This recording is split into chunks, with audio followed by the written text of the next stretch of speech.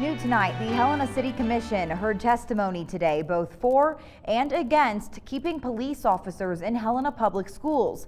MTN's Jonathan Ambarian has a closer look at the issues raised in the discussion on school resource officers.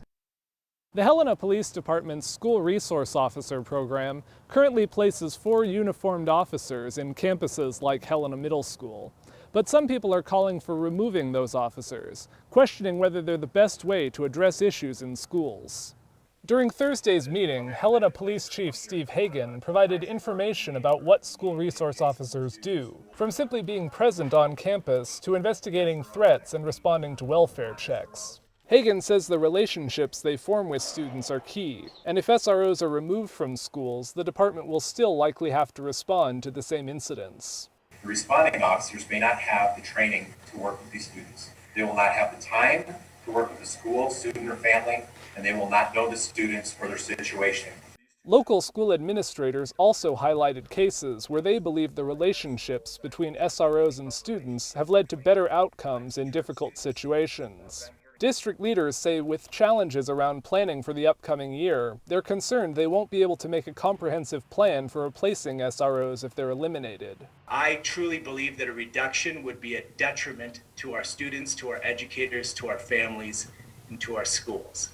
But the commission also heard from a former Helena School District student and a current parent who said they felt having uniformed officers in the school created a less welcoming environment for students. If the first person to respond to a child in crisis is a police officer, that has a far different impact on that child and the other students in the classroom than does if a trained mental health professional, a social worker, a counselor, or someone else is the first person to respond.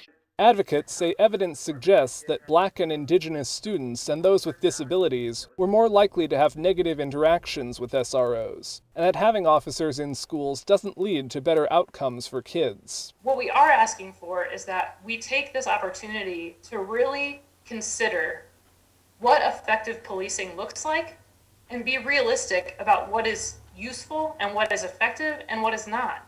The city also took extensive public comment from supporters and opponents of SROs. Some people supporting the program also demonstrated outside the city-county building during the online meeting. Leaders encouraged the public to continue weighing in on the issue. I want you to know we're taking all of these seriously, and we'll continue this process because we know this process is important. In Helena, Jonathan Ambarian, MTN News. The City Commission took no immediate action tonight.